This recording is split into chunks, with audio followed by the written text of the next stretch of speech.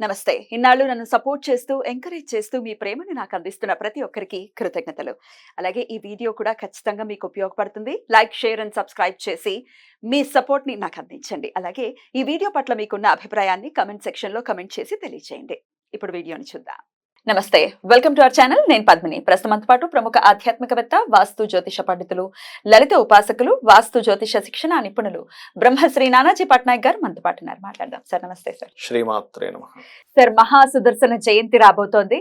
వారాహి నవరాత్రుల్లో ఉన్నాము. వారాహి నవరాత్రుల్లో చివరి రోజున సుదర్శన జయంతి జరుపుకోవటం అనేది అందరికీ తెలిసినటువంటి విషయం. అయితే సుదర్శనుడు అంటేనే చాలా చాలా పవర్ఫుల్ అనేది వింటూనే ఉంటాం. ఈ సుదర్శన హోమాలు కూడా చేసుకున్న వాళ్ళు అమ్మో ఎంత అసలు పవర్ఫుల్ అండి అని అంటుంటారు. అసలు ఏ కోరిక రీత్యా సుదర్శన హోమం జరుపుకుంటారు? సుదర్శనుడి గురించి ఒక్కసారి మీ ద్వారా. అంటే ఇప్పుడు చూడండి, మాకేమీ మంచి జరగటం లేదు, అసలు లైఫ్ లో అసలు ఏంటో మేము ఈ మధ్య ఒక్క మంచిది కూడా చేయట్లేదు అన్నప్పుడు సుదర్శన హోమం. సుదర్శనం అంటే మంచి దర్శనం. మరి ఆ చక్రానికి ఎందుకు పెట్టారు ఆ పేరు? మంచి దర్శనం ఏమిటి? ఖండిస్తుంది కదా. అంటే అక్కడ ఆ పాపం ఏదైతే ఇప్పుడు శ్రీ మహావిష్ణువు ఎవరిని ఖండిస్తున్నాడు? ఆయన ఏదైతే రాక్షస జన్మలు ఎత్తారో వాళ్ళు ఏదైతే ఆ కృత్యాలు చేస్తున్నారో అక్కడికైతే ఖండిస్తుంది. అంటే ఇంకొంచెం ఎక్కువ పాపం పెంచుకోకుండా అక్కడికి స్టార్ట్ చేస్తుంది. అలాగే రాక్షసుల్ని ఎలాగైతే హతమారుస్తుందో ఆ సుదర్శన చక్రం మనలో ఉండేటువంటి రాక్షసత్వాన్ని, అలాగే మనం ఏదైతే సుదర్శన హోమం చేయించుకుంటామో, సుదర్శన హోమాలు సర్వసాధారణంగా మనకి ఇంట్లో రెగ్యులర్గా చేసుకునే వాళ్ళు ఉంటారు, ఇది ఇయర్లీ వన్స్ చేయించుకునే వాళ్ళు ఉంటారు. వాస్తు హోమం చేసినప్పుడు సుదర్శన హోమం చేసుకుంటారు. ఎందుకు అంటే ఇంట్లో మనకి మీరు గమనించండి, వాస్తు పూజ అంటే ఇల్లు యొక్క కొత్త గృహం ప్రవేశం చేసినప్పుడు మనకి ఆ యొక్క పేలాలు, మన నవధాన్యాలు అండ్ మురుమురాలు వేస్తారు. ముఖ్యంగా మురుమురాలు ఎందుకు వేస్తారంటే, ఇంకా గృహప్రవేశం చెయ్యక ముందు ఇంట్లో కొన్ని శక్తులు ఉంటాయి.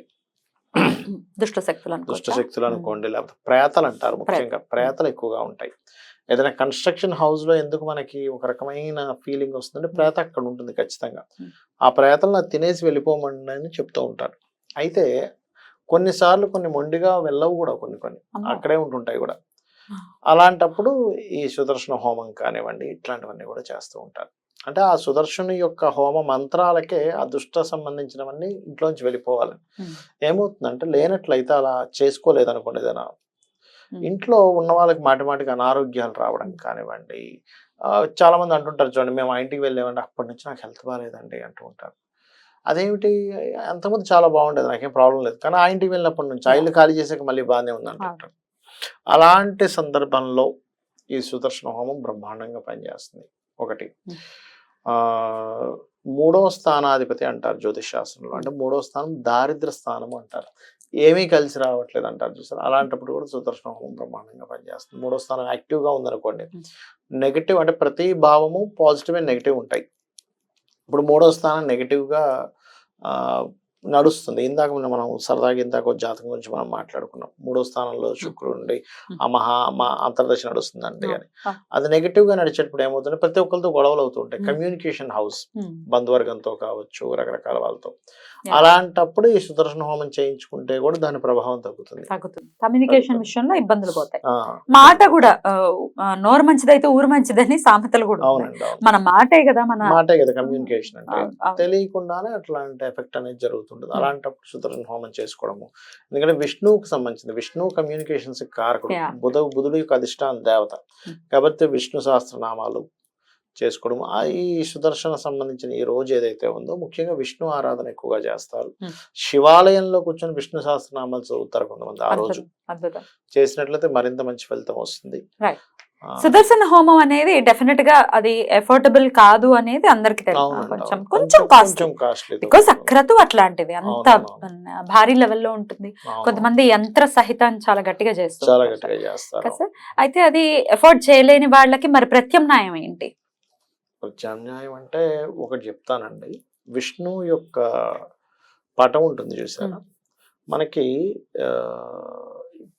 ఒక్కొక్క పూజా విధానంలో సుదర్శనుడు ఉంటాడు అతని చక్రం దగ్గర, ఖచ్చితంగా అక్కడ ఉంటాడు. బొట్టు పెట్టి అక్కడ ఓం సుదర్శనాయ నమః అని చెప్పని రోజు అనుకుంటే కూడా దాని ప్రభావం వీళ్ళకి ఖచ్చితంగా పడుతుంది. ఎందుకంటే నేను కొంతమందికి చూశాను, అంటే చాలా ఇబ్బందుల్లో ఉందండి, నాకు విష్ణువు యొక్క అనుగ్రహం కావాలని ఉంది. ఎందుకంటే వాళ్ళకి కొంతమందికి బుధుడు బాగున్నాడు అనుకోండి, లేదా పంచమ స్థానానికి బుధుడు సంబంధం వచ్చింది, విష్ణువు ఆరాధకులు అవుతారు వాళ్ళు ఎక్కువగా. అంటే విష్ణువు తప్పితే మాకు ఇంకోటి వద్దంటూ ఉంటారు, అందులోనే అన్ని వెతుక్కుంటారు. అది ఆయన ఇస్తాడు కూడా అట్లా. మీరు లలిత అమ్మవార్లు అన్ని వెతుక్కుంటూ ఆవిడే చూసుకుంటుందంటే ఆవిడే చూసుకుంటుంది, విష్ణువులు అన్ని వెతుక్కుంటూ విష్ణువే కావాలంటే ఆయనే చూసుకుంటాడు, శివుడు అనుకుంటే ఆయనే చూసుకుంటాడు, అందులో డౌట్ ఏం లేదు. అయితే అలా అనుకునే వాళ్ళకి నేను చాలా మందికి సజెస్ట్ చేసేవాడిని అట్లా. మీకు అంటే శంకు చక్రాలు 2 ఉంటాయి కదా, నేను ఏది ప్రారంభించలేకపోతున్నాను నా లైఫ్ లో మూమెంట్, అసలు ప్రారంభించలేకపోతున్నాను అన్నప్పుడు శంకుకి పూజ చేయండి అనేవాడిని. నాకేది కలిసి రావట్లేదు అన్నప్పుడు సుదర్శనుడి అంటే ఒక మంచి వాక్యం, మంచి ఇది వినలేకపోతున్నాను అన్నప్పుడు సుదర్శన చక్రం మీద బొట్టు పెట్టి ఓం సుదర్శనాయ నమః దానికి పూజ చేయండి, స్వామివారికి చేస్తూ అది కూడా చేయండి అని చెప్పేవాడిని. అది మంచి ఫలితం ఇస్తుంది. ఎన్నిసార్లు ఈ నామాన్ని చేస్తూ చేయాలి? అది యాక్చువల్గా అయితే కొంతమంది 11 times అని 108 times అని అంటూ ఉంటారు. బట్ ఏంటంటే ఇంత టైం అని కాకుండా మీరు మనస్ఫూర్తిగా చేయడం అనేది ముఖ్యం అక్కడ. అయితే సుదర్శనుడిని ప్రత్యేకించి మరి కొలిచే పద్ధతిలో ఏమైనా నియమాలు ఉంటాయి సార్? అంటే ఏడు సూతకం వాళ్ళు చేయకూడదు ఇట్లాంటివి ఏమంటారు? అంటే విష్ణువుకి అయితే మరి రాకూడదు దగ్గరికి అంటారు, శివుడికి అయితే పర్వాలేదు కానీ కదా, మరి అప్పుడు 11 days అయిపోతే చేసుకోవచ్చు. ప్రాబ్లం ఇంకా చాలా మందికి ఏంటంటే ఈ విషయం ఇంకా ఎన్నిసార్లు మనం ఎన్ని వీడియోలో చెప్పినా అలాగే ఉండిపోవడం వల్ల నేను చాలా మంది చూస్తుంటాను. నేను ఈ మధ్య అడగడం మానేశాను, మళ్ళీ కమెంట్లు వస్తుంటాయి, ఏడు సూతకం ఉందండి అంటే మనం కొన్ని వందల వీడియోలు చెప్పుంటానమ్మా ఇప్పటికీ. అయినప్పటికీ కూడా ఇంకా ఇప్పటికీ కూడా సంవత్సరం వరకు ఇంట్లో దీపాన్ని వెలిగించిన వాళ్ళు, ఏ పూజ చేయని వాళ్ళు ఇప్పటికీ నాకు కనబడుతూనే ఉంటారు. వాళ్ళకి మళ్ళీ లేదమ్మా 11th day ఎందుకు గుడికి వెళ్తాం, మనము గుళ్ళో ఎందుకు నిద్రించమంటారు, మనం ఎందుకు వస్తాము, ఇది అర్థం చేసుకోండి, దీపం వెలిగించకుండా ఉండకండి అంటాం. అలాగే ఈ సుదర్శనుడికి సంబంధించినటువంటిది ఏదైతే పూజ ఉందో ఇది చేసుకోవచ్చు, హోమం లాంటివి చేయకూడదు మళ్ళీ. ఎందుకంటే కంకణాలు కట్టుకొని చేసేది ఏది కూడా 1 year అయిపోయే వరకు, అది కూడా ఏంటి వాళ్ళ ఇంట్లో వాళ్ళ కుటుంబ సభ్యులకైతేనే, ఎవరో వేరే వాళ్ళకైతే వాళ్ళ కంట్రోల్ ఉండదు అంతే. Right sir. సో అది చేసుకుంటే రైట్ సార్. అయితే ఈ సుదర్శనుడి పూజ చేసుకోమన్నారు కదా, ఎన్ని రోజులు చేయమంటారు ఇట్లా బొట్టు పెట్టుకుని స్వామికి? ఎన్ని రోజులు చేయాలి? ఇక్కడ ఏంటంటే అమాస మనం ఎందుకు చేస్తున్నాము, మనకు ఒక మంచి జరగాలని. ఇక్కడ మనకి ఎందుకు మంచి జరగట్లేదు, పూర్వజన్మలో చేసిన కర్మ ఉంది కాబట్టి అది అడ్డుపడుతుంది. అది ఎంత ఉంది అనేది మనకు తెలియదు, అది ఎన్ని జన్మలది ఉందా ఎంత ఉంది అనేది. చేస్తూ వెళ్ళడమే, చేస్తూ వెళ్తూ ఉంటే మీరు ఎంత నిష్టగా చేస్తూ ఉంటే మీకు మూమెంట్స్ అర్థమవుతాయి, శుభశకునాలు కనిపిస్తూ ఉంటాయి. అంటే మంచి స్వప్నం రావడము, కొన్ని శుభవార్తలు వినడము, దెన్ మనం అర్థం చేసుకున్నాం ఓకే ఇక్కడ నుంచి మనకి ఒక మంచి టైం స్టార్ట్ అయింది అనమాట. అప్పటిదాకా మాత్రం చేస్తూ ఉండాలి. ఏ సంకల్పంతో అయితే చేస్తున్నారో ఆ సంకల్పం నెరవేరే వరకు చేయాలి. ఎప్పుడు మొదలు పెట్టమంటారు? ఇదే ఈ రోజుతోనే మొదలు పెట్టుకోవచ్చు, ఈ రోజుతో మొదలు పెట్టుకోవచ్చు. జయంతిగా. ఎగ్జాక్ట్లీ. రైట్ సార్, అద్భుతంగా వివరించారు సార్. మహాసుదర్శన కవచంలా మారాలి అని మనస్ఫూర్తిగా కోరుకుంటూ కృతజ్ఞతలు సార్. నమస్కారం. శ్రీమాత్రే నమః.